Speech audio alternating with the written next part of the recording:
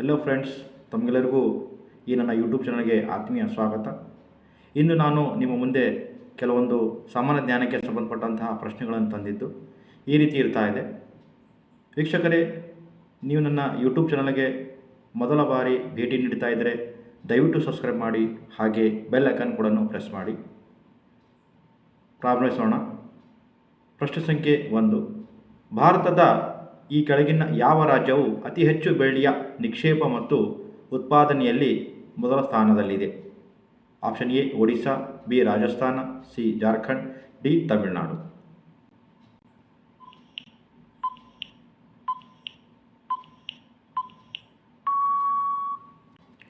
ಉತ್ತರ ಬಿ ರಾಜಸ್ಥಾನ.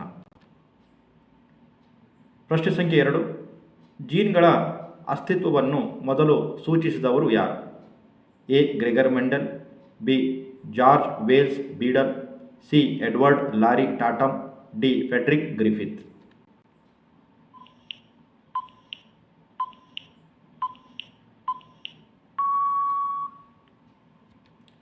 ಉತ್ತರ A Gregor Mendel. ಪ್ರಶ್ನೆ ಸಂಖ್ಯೆ 3. ಸರ್ದಾರ್ ಸರೋವರ ಅಣೆಕಟ್ಟು ಈ ಕೆಳಗಿನ ಯಾವ ನದಿಯ ಮೇಲಿದೆ?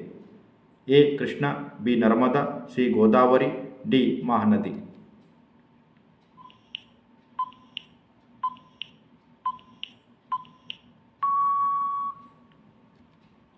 ಉತ್ತರ ಬಿ ನರ್ಮದಾ. ಪ್ರಶ್ನೆ ಸಂಖ್ಯೆ 4. ಇವುಗಳಲ್ಲಿ ಯಾವ ರೈಲು ನಿಲ್ದಾಣವು ವಿಶ್ವ ಪರಂಪರೆಯ ತಾಣವಾಗಿದೆ?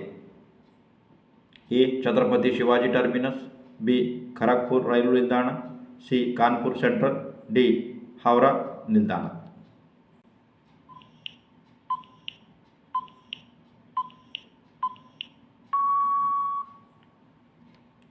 ಉತ್ತರ A Chhatrapati Shivaji terminus.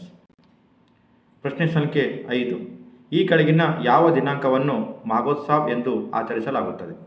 A 23 January 1830, B 23 January 1831, C 23 February 1830, D 23 ಜನವರಿ 1930.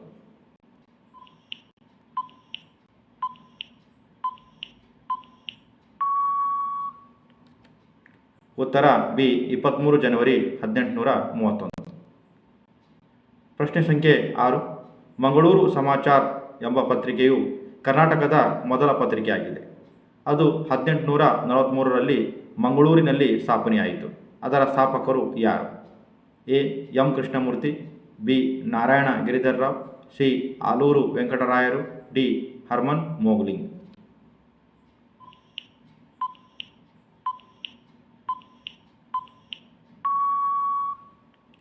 ಸರಿಯಾದ ಉತ್ತರ ಹರ್ಮನ್ ಮೋಗ್ಲಿಂಗ್.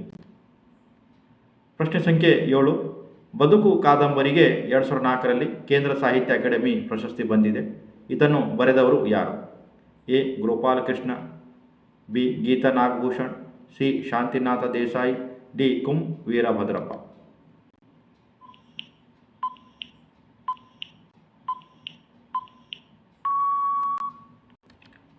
ಉತ್ತರ ಬಿ ನಾಗಭೂಷಣ್. ಪ್ರಶ್ನೆ ಸಂಖ್ಯೆ 8. ರಾಷ್ಟ್ರಧ್ವಜ ಸಂಹಿತೆ ಜಾರಿಗೆ ಬಂದಿದ್ದು? A 2002 January 25, B 1950 January 26, C 2002 January 26, D 1949 November 26.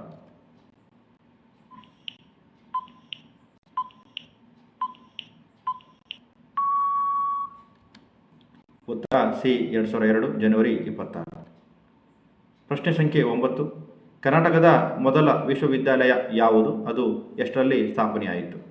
A Rani Chennamma ವಿಶ್ವವಿದ್ಯಾಲಯ 1916, ಬಿ ಹಂಪಿ ವಿಶ್ವವಿದ್ಯಾಲಯ 1916, ಸಿ ಕುವೆಂಪು ವಿಶ್ವವಿದ್ಯಾಲಯ 1916, ಡಿ ಮೈಸೂರು ವಿಶ್ವವಿದ್ಯಾಲಯ 1916.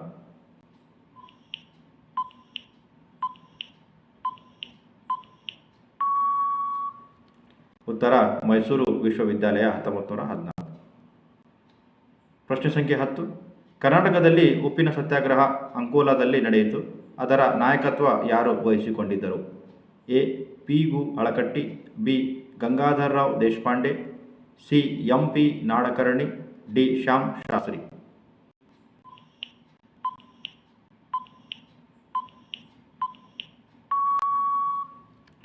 ಉತ್ತರ CMP ನಾಡಕರ್ಣಿ.